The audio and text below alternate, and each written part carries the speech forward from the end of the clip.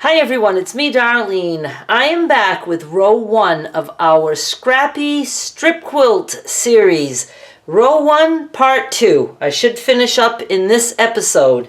If you're not familiar with this series, there is a playlist link in the description of this video and also on the end screen. You go check it out, get caught up. What we are basically doing is a strip quilt, but instead of just cutting strips the full width of the fabric, we're creating strips. So it's also kind of like a sampler quilt. We're going to be doing all different things for each strip, I assume. I don't have any plans yet other than row 1.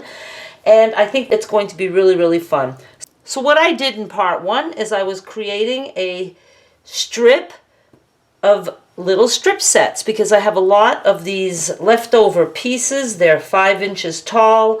And I thought, let's just do a row all across with these strips. But now I have some ideas. That's why I wanted to stop and do a part 2. First of all, you don't have to do all this sewing.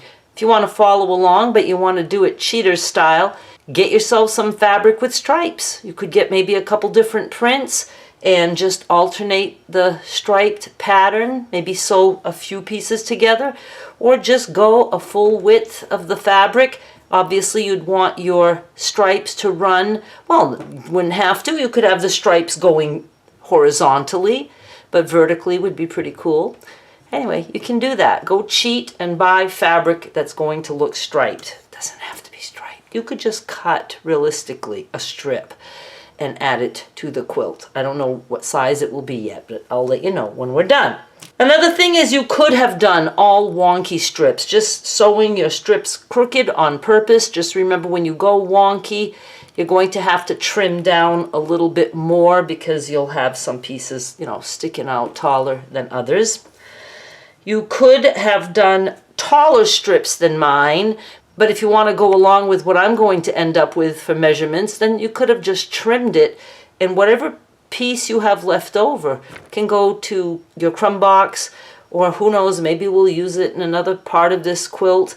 Another thing, and I think I'm going to do it, is to put some novelty pieces in. Now look at this fabric that I found.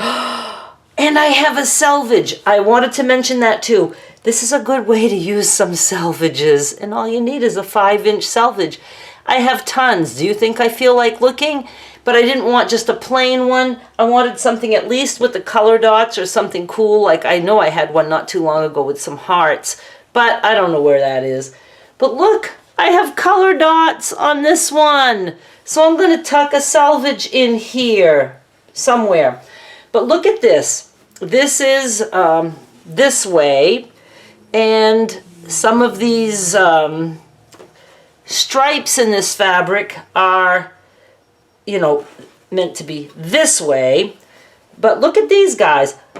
I like these. Look at how narrow. I'm going to kill the border because I don't know what I'm going to be doing yet for, like, what color I'm going to have for between the rows. I think black, only because I have some black strips. I don't know though. But I'm going to cut this and fussy cut it. Like, I like these little purple ones. I don't know if they're upright or not right now. I don't care. And see, if I sew this in a way like that, look, I would have that as part of my strips. So I think I'll do that in a couple places. And I think I'll, include the salvage. And let me start putting all that together, and I'll show you what I ended up with. Here's how I'm going to handle the salvage. I don't want to lose the fuzzy parts, so that will be top stitched on something. But first, I'm taking my piece. I want it on this red piece, and I'm going to lay this down.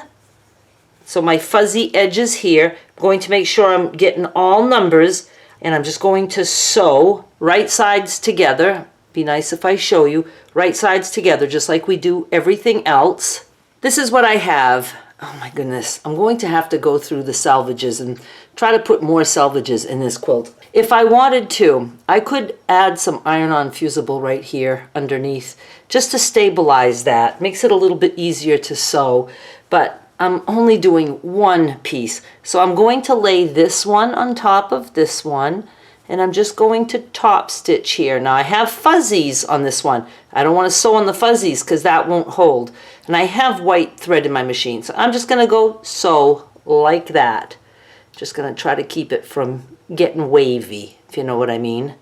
I top stitched right above the fuzzies. Then I thought I was being cool by top stitching right on top of the numbers. I thought for sure I had enough fabric under to capture, but no. I ended up just sewing on just that one layer that didn't attach to this brown piece at all.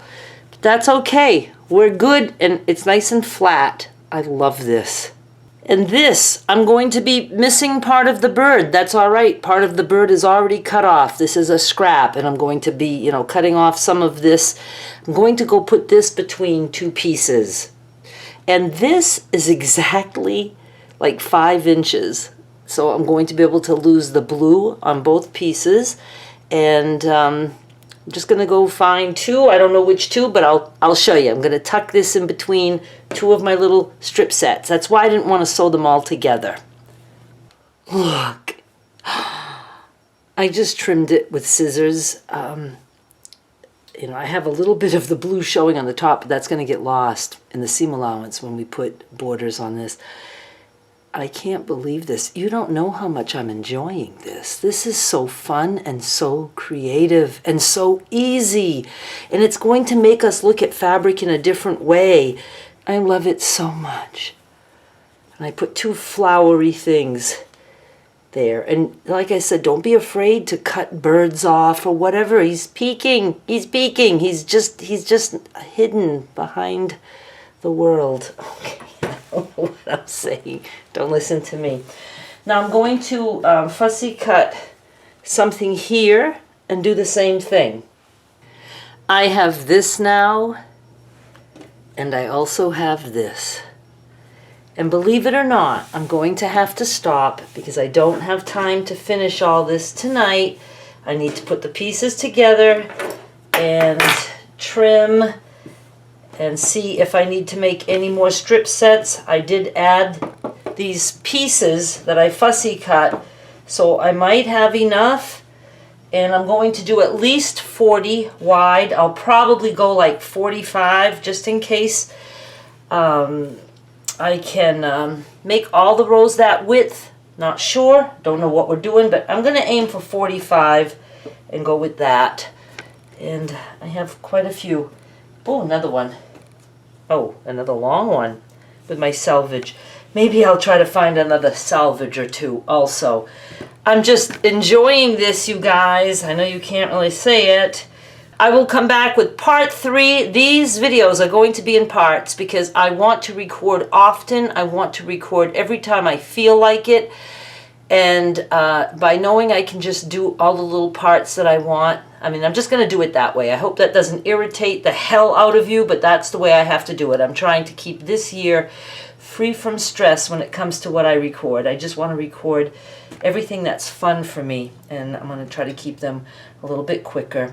Because I need to think in between, you know? Anyway, I love this so much. You know, these don't like stand out really like a sore thumb. It's just little things to see.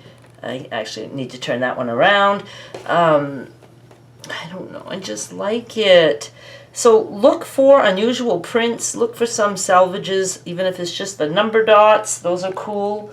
I can't even find 1, 2, there's another one. Oh, here it is, right here. I'll be back with part 3 whenever I can. Please subscribe so you don't miss anything. Bye!